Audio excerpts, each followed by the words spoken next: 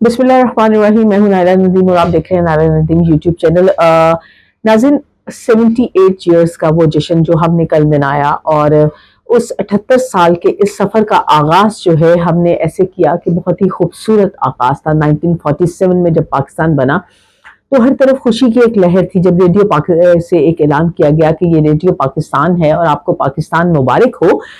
14 अगस्त 1947 ये रेडियो पाकिस्तान लाहौर है, आपको पाकिस्तान मुबारक। तो उस ऐलान के बाद हर मुसलमान जो पाकिस्तान के अंदर शामिल था वो उनकी खुशी की इंतहा ना रही। साथ ही साथ में बहुत सारी खवातीन जो उनसी हैं, मर्द जो उनसे हैं, वो जो हिज्रत कर रहे थे उन पर बहुत जुल्म और सितम के भी पहाड़ ढाए गए, लेकिन उनके यहाँ एक जज्बा मजबूत था कि हम अपने मुल्क एक अलग मुल्क जा रहे हैं। अच्छा, साथ ही जब पाकिस्तान का 1947 के बाद अपना सफर शुरू हुआ तो वो सफर इंतहाई खूबसूरत था। जर्मनी को हमने कर्जा दिया, जापान को हम खुराक प्रोवाइड करते रहे, अमेरिका और चीन में सुलह करवाने के बायस बने। शाह ईरान जो हैं वो पाकिस्तान आते रहे और आके हर दफा पाकिस्तान की तरक्की को सहराते रहे।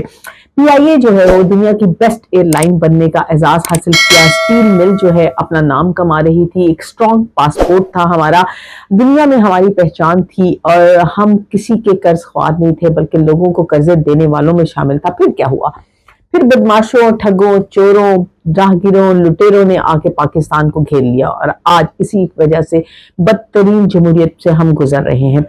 हमारी आज ना अदलिया आज़ाद है, ना सहाफत आज़ाद है, ना हम आज़ाद हैं, ना हमारे अदारे आज़ाद हैं, इवन कि हम IMF के गुलाम बनकर रह गए हैं।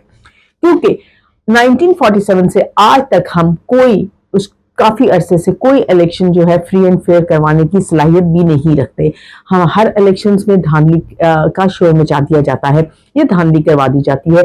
अगर आज आप इस गवर्नमेंट को कहें कि इस इलेक्शन में धांधली हुई है तो वो कहेंगे कि पिछले इलेक्शन में कौन से साफ हुए थे। ये नहीं वो मानते कि आज का इलेक्शन धांधली ज्यादा है, बल्कि वो ये कहते हैं पिछले इलेक्शन में भी तो ये हुआ था। पिछले वालों से पूछे तो वो कहते हैं पिछले वालों का भी से भी यही हुआ था। आज पाकिस्तान के अंदर नफरतें हैं, नाके हैं, धमाके हैं, फाके हैं, अवाम की तकसीम है। आगे चल के हुक्मरानों ने अगर आगे चल के हम इन हुक्मरानों के पीछे लगे रहे तो 100 साल तक भी हम अपनी तकदीर नहीं बदल सकते। क्योंकि आप मेरी बात सुनिए, ये इसकी मिसाल ऐसी है कि एक गोल दायरे में अगर आप घूमते रहे और कहें कि आप मंजिल को पालेंगे तो आप मंजिल को नहीं पा सकेंगे। और अगर आप ये कहें कि किक्कर के दरख्त को आप पानी अच्छा देना शुरू कर दें, अच्छी ज़रात डालनी शुरू कर दें, अच्छी खाद डालनी शुरू कर दें, खेती बाड़ी अच्छी कर दें, तो क्या कुकर पे अंगूर उग सकेंगे? हरगिज़ नहीं। तो यही तरीका है पाकिस्तानियों का भी कि अगर हम इन हुक्मरानों के पीछे जो चोर लुटेरे पाकिस्तान को लूट के जाने वाले हैं उनके पीछे लगे रहे, मेरा मतलब सिर्फ आज के हुक्मरानों से नहीं है बल्कि वो तमाम सियासी जमातें जो इस टाइम पे कभी नजर जमाए हुए होती हैं, कभी अपोजिशन में होती है तो कभी हुकूमत में होती है, इनसे हमें जान छुड़ानी होगी। क्योंकि इनमें किसी तरह से भी मसलहत का कोई नाम नहीं है, इनमें किसी तरह भी कोई हुक्मरानों वाला हाल नहीं है, इनमें कोई भी लीडरशिप की फुकदान है। बताइए आज के दौर में आपको कोई लीडर नजर आता है?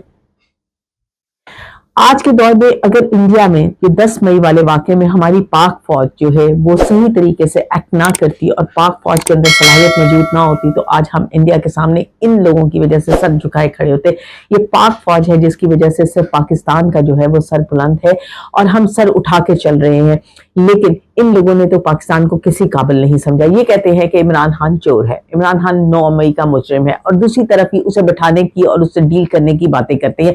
आप बताइए क्या डील किसी मुजरिम, 9 मई के मुजरिम, चोर, गद्दार, फितने से की जा सकती है? अगर की जा सकती है तो प्लीज अपने अंदर से ये बदअनवानियां खत्म कर दीजिए, ये चीजें छोड़ दीजिए कि आप किसी को कभी चोर कह रहे हैं और साथ ही आप उससे डील की बात कर रहे हैं और बैठ के बात करने की बात कर रहे हैं और उसको फिर जमहूरियत का नाम दे देते हैं कि जी जमहूरियत में डायलॉग्स होते हैं।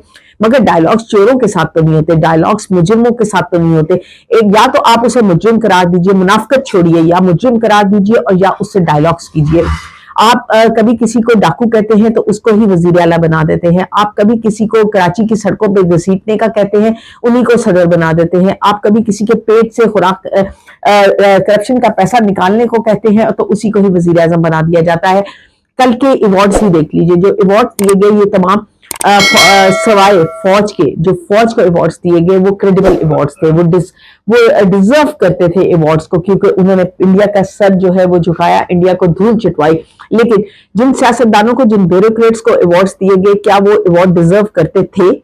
کیا وہ لوگ نہیں جو چند روز پہلے تک ہتھکڑیاں لگائے ہوئے تھے؟ ان میں کچھ ایسے بیوروکریٹ بھی شامل تھے جن کو آپ نے خود نااہل کر کے ان کی سیٹوں سے اتارا، جن کو خود ناقابل کہہ کے، جن کو کہا کہ یہ اس قابل نہیں ہے، یہ قابلیت نہیں ہے کہ یہ سیٹ ڈیزرو کرے، اور آپ نے انہیں ان سیٹوں سے اتارا اور آج آپ انہیں کو ایوارڈز دے رہے ہیں. مجھے تو سمجھ نہیں آتی یہ باندر ونج کب ختم ہوگی ہمارے ملک کی، اور کیسے یہ وہ کہتے ہیں نا انا وندے ڈیوڑیاں موڑ موڑ اپنے انو.